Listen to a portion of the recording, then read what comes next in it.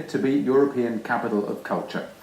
It was to be an iconic building on the waterfront, the home of a new museum, the pride of Liverpudlians. But now, the fourth Grace won't even get off the drawing board. It's been cancelled.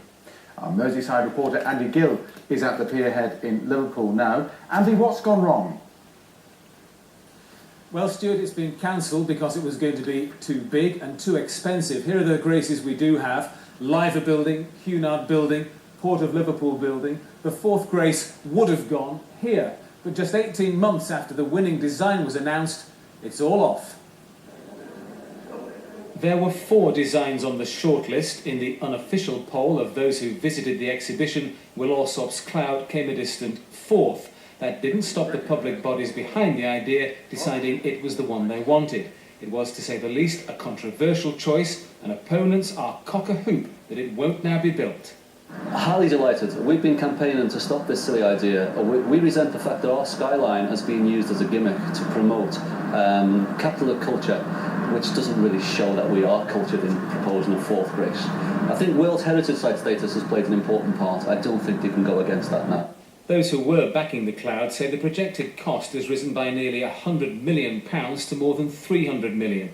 To pay for it, there were to be more flats in the scheme than originally planned, 700 in a historic dock area. This is deeply embarrassing for Liverpool, isn't it? Well, I'm not sure how embarrassing it is. It was a very bold attempt to get that iconic statement on the waterfront, and I think it was well worth making the effort. We're not rejecting this scheme because we're rejecting the iconic nature of it. We're rejecting it because, for practical reasons, we believe we can't deliver it. Now it's hoped to turn the area into a cultural quarter with perhaps a new theatre.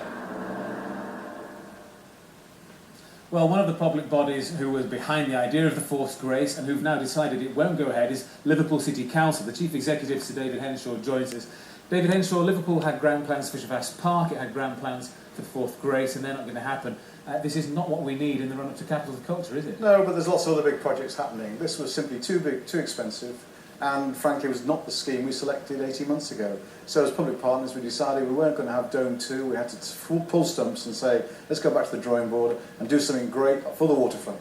Could this not have been foreseen earlier down the track? No, these schemes are hugely challenging, and the way costs went with what was a very challenging design meant in the end we just had to draw a line under it. Nobody would have wanted us to sign an open cheque and find ourselves in a few years' time in terrible trouble like they were in Greenwich. There's been at least about £1.5 million of public money spent on preparing the idea, preparing the plans. That's a terrible waste. No, but we learnt a lot about the site, we've done all the ground exploration and all that sort of thing, so a lot of money will be being used on things that we can use later on in the next scheme.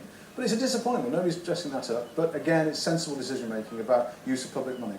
To what extent, if any, was the decision to award this waterfront World Heritage status? Did that colour your thinking you couldn't have a modern building on something that had that status? It wasn't about a modern building, it was the massing of it. We had double the number of apartments we needed to make this scheme work financially, as well as putting them in the dock.